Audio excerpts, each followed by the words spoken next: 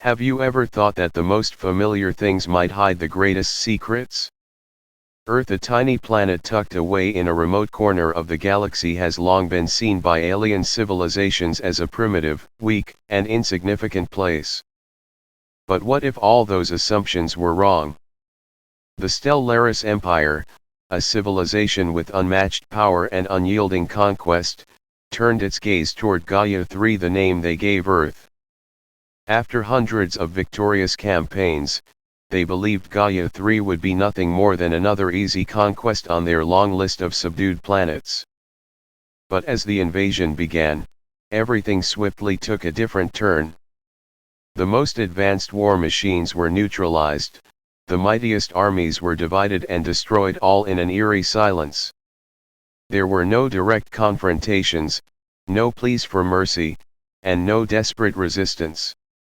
Only strange strategies, mysterious technologies, and the quiet, piercing gazes of enigmatic humans.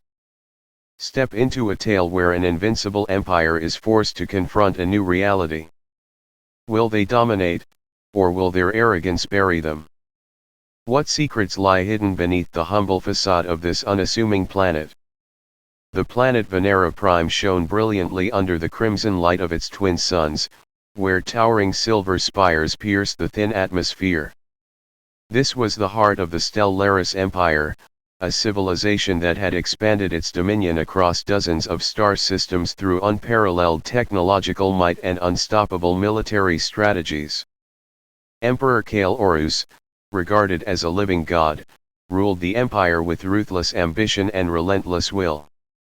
During a meeting of the Supreme Strategic Council, he stood before a massive three-dimensional map of the galaxy, pointing to a faint dot of light. "This is Gaia 3, his voice thundered through the chamber. "A small, insignificant planet. But it lies in the region we need to complete our Eastern Galactic Arc. We will take it within 72 hours. Any delay is unacceptable." The council nodded in unison. Gaia 3, according to reconnaissance reports, was a resource-rich world with a temperate climate. Primitive defense systems, scattered cities, and a civilization reliant on fossil fuels. To Stellaris, it was little more than an easy meal. Kael even downplayed the significance of the campaign. "Consider this an exercise for our forces. Don't complicate things. Eliminate critical targets and force them into submission." The officers chuckled at his absolute confidence. After all, the Stellaris Empire had never known defeat. They had conquered hundreds of planets over the past 2 centuries. To them, Gaia 3 was just another stepping stone in building their empire. As the Stellaris fleet departed Venera Prime, metallic warships gleamed against the sky, creating a majestic scene of conquest. The fleet consisted of Hyperion-class destroyers, each nearly 3 kilometers long and armed with plasma weapons capable of obliterating an entire continent in seconds. Commander Zoran Cade, one of Stellaris' finest strategists, was tasked with leading the campaign. A pragmatic man who rarely smiled, he meticulously planned every operation. Yet even he regarded this mission as little more than a military excursion. "Do not let their weakness distract you," Zoran told senior officers during a tactical briefing aboard the command ship. "We cannot allow any prolonged resistance. Strike fast and decisively." They prepared for a lightning campaign, deploying everything from autonomous combat drones to colossal war machines capable of destroying everything within hundreds of kilometers. But as the first wave of Stellaris forces approached Gaia 3's orbit, something strange happened. There were no welcoming signals, no automated defense systems firing back, no signs that the planet's inhabitants had prepared for an invasion. "I don't understand," one officer reported. "They seem completely unaware that we're here. Or they're too terrified to react," Zoran replied coldly. The first landing ships touched down in a designated target zone, a major city near the equator. Stellaris soldiers disembarked, armed to the teeth and ready to secure the area. But instead of meeting resistance, they found empty streets and abandoned buildings. "This is exactly what I expected," Zoran said over the communication system. "They're too weak to confront us directly. Proceed with the occupation." However, as the forces moved deeper into the city, things quickly took a turn. Explosions erupted unexpectedly, not from human weapons but from the Stellaris' own devices. Sensors malfunctioned, machinery was hacked and rendered useless, and soldiers reported being attacked by compact, unmanned devices unlike anything they had encountered before. "What the hell is going on?" Zoran shouted as chaotic reports flooded in. That was when he realized Gaia 3 was not as simple as they had thought. The inhabitants of this planet had prepared not with direct confrontation but with strange, sophisticated tactics. And the most unsettling thing?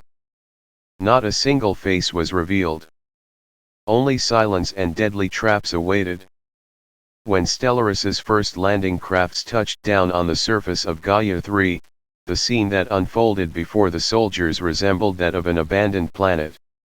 Gray urban landscapes with decrepit buildings, moss-covered streets, and an oppressive silence dominated the atmosphere. There were no alarms, no defensive forces to greet them. "Too easy," a soldier muttered as he stepped out of the landing craft. His metallic armor gleamed in the sunlight, plasma weapon ready in his hands. "There's no sign of any defensive systems," a technical officer reported through the communication channel.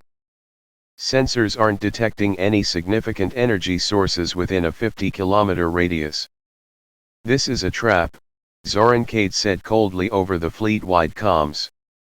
"Don't let the silence fool you. Gaia 3 couldn't possibly be this unprepared for our presence."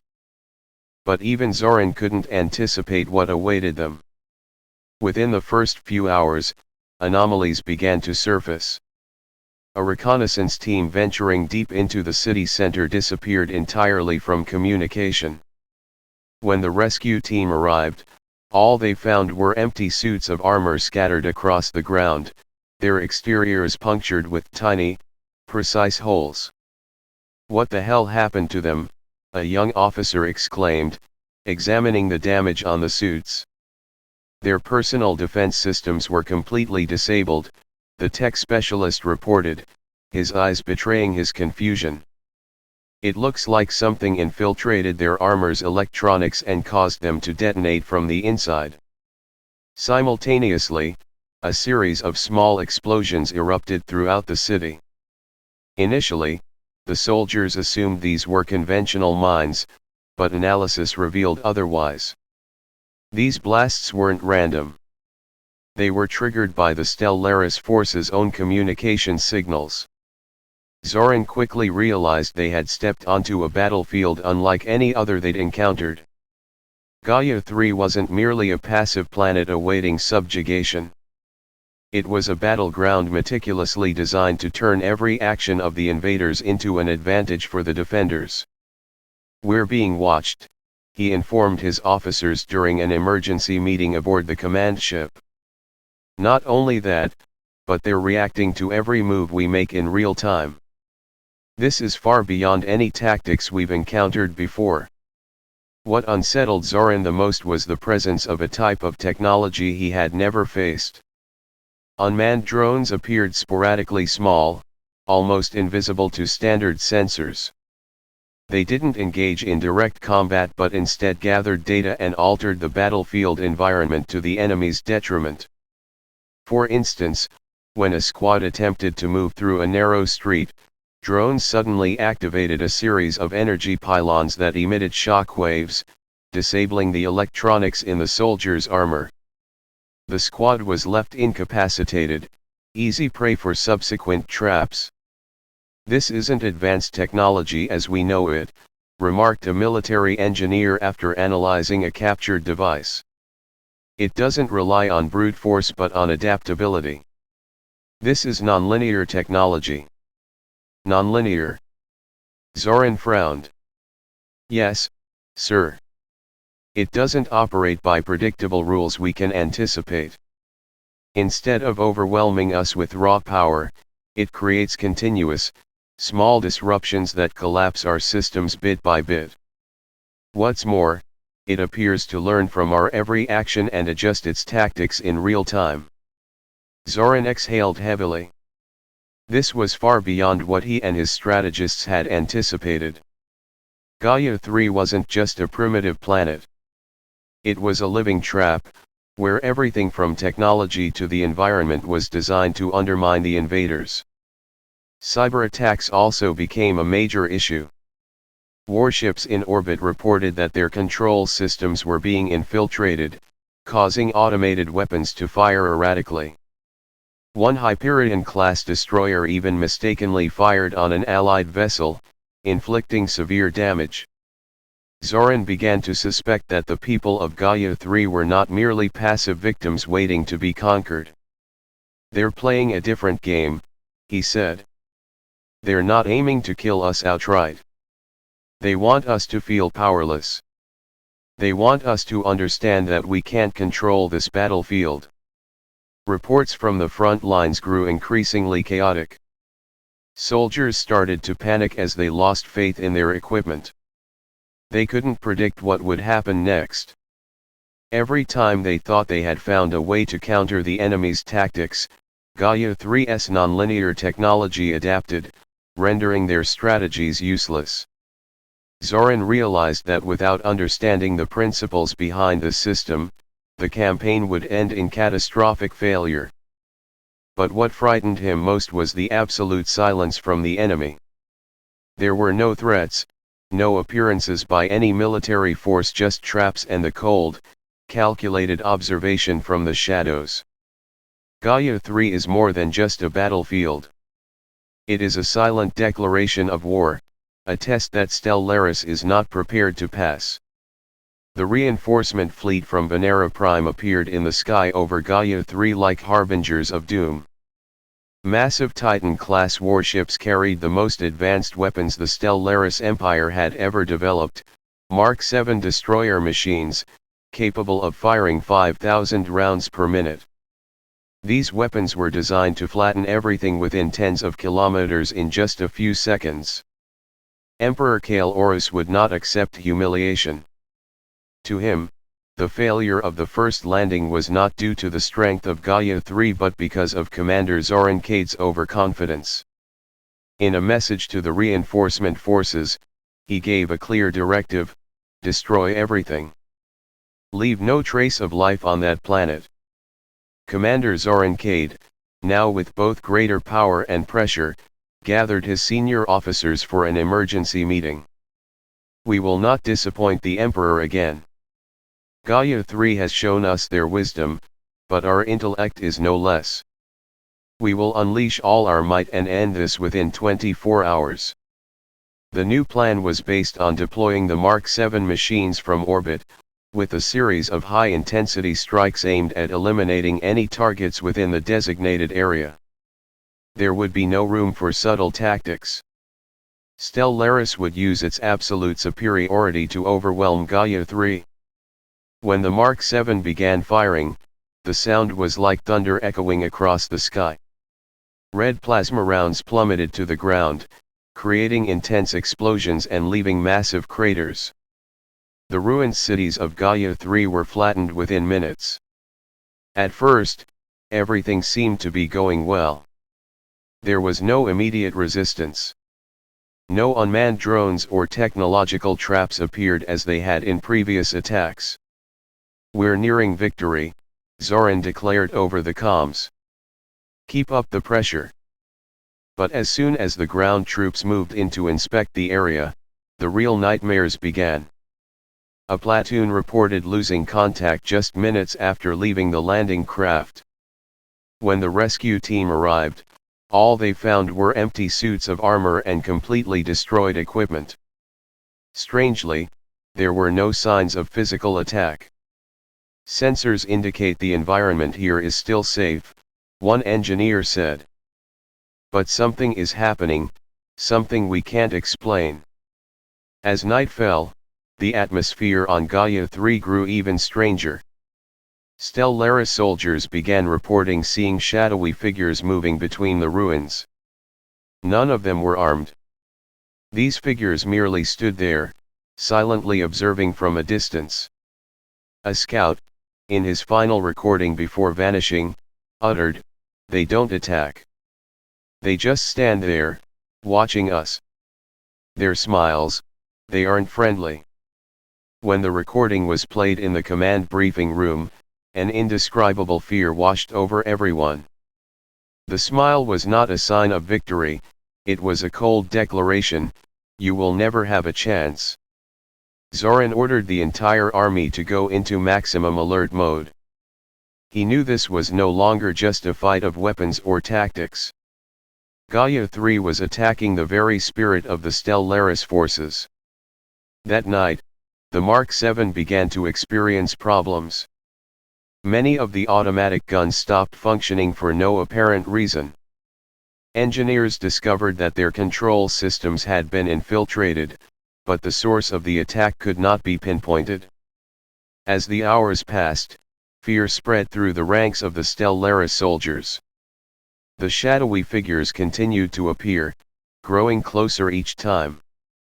They did not speak, did not attack, only stood there, with their eerie smiles sending chills down the spines of anyone who saw them. Zoran finally realized that his strategy of using overwhelming force had failed. Gaia 3 didn't need to confront them head-on. They simply had to be patient, wait until Stellaris destroyed itself.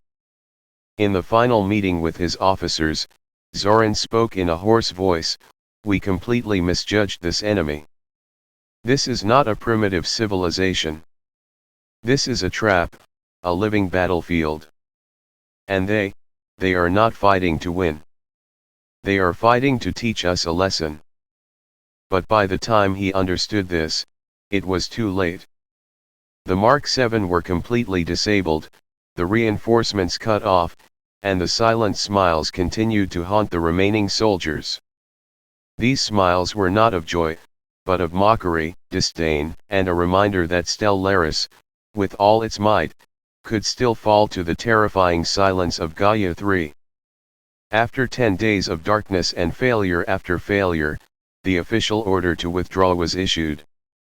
The remaining warships of Stellaris silently departed from Gaia 3's atmosphere, carrying the survivors less than 10% of the original force. This tiny planet, once thought to be easily subdued, had proven that neither technological nor military strength determined everything. In the briefing room aboard the flagship Invaders, Commander Zoran Kate sat before the display showing the final report. His face bore the unmistakable marks of exhaustion and defeat.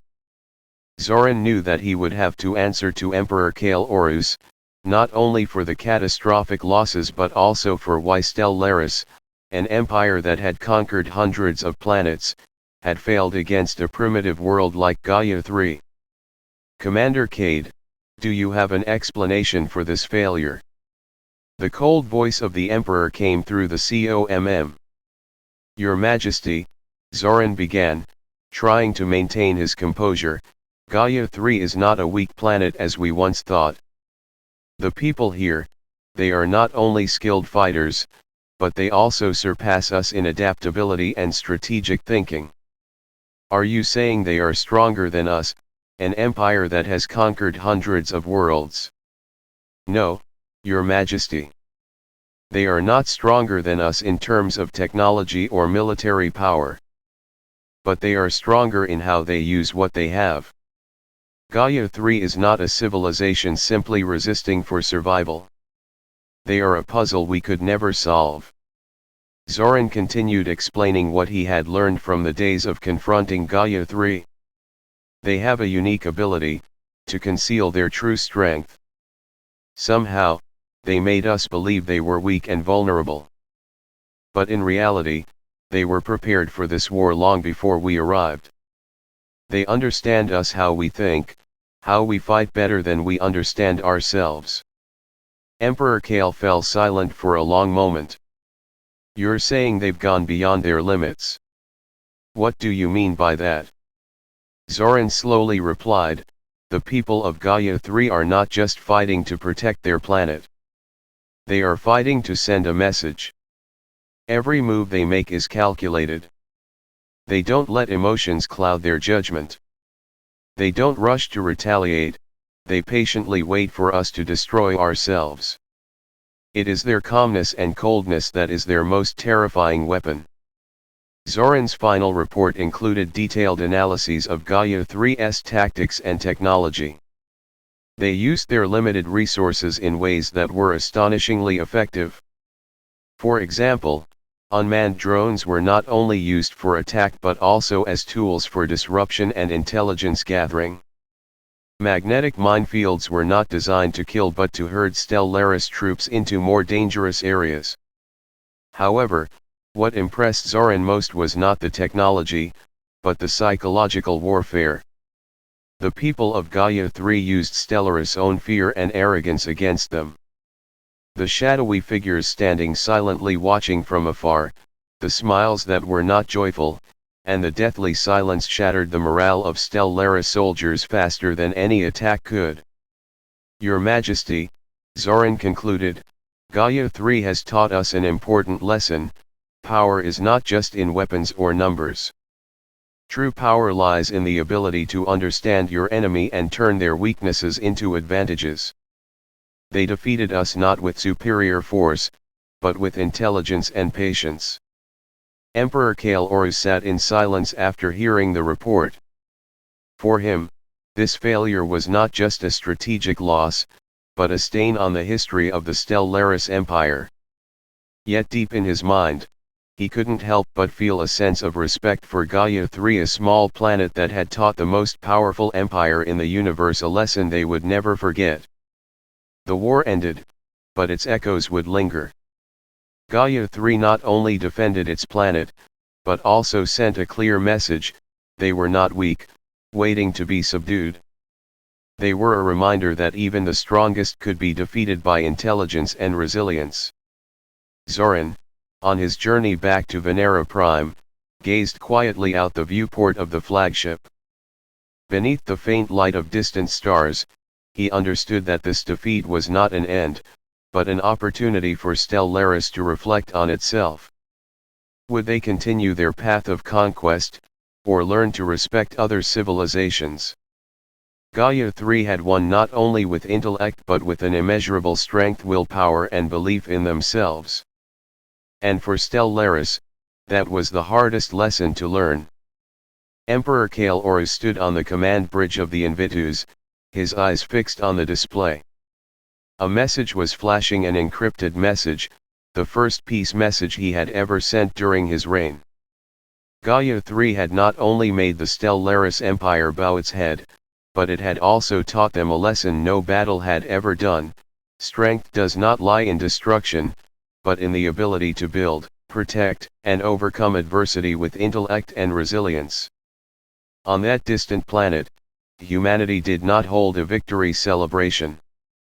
They continued with their daily tasks, silently developing and preparing for any future threats. But their gaze, whenever it turned to the sky, remained steady, an unspoken message that Earth would never be subdued. Stellaris withdrew, carrying the bitter taste of defeat and a lesson etched into their very core. But that was not the end.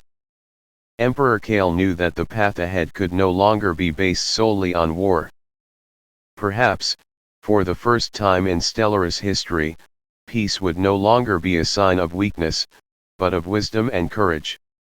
And Gaia 3, with all its quiet mystery and power, had begun a new era, a time when the paths between the stars were not just journeys of conquest, but bridges between civilizations.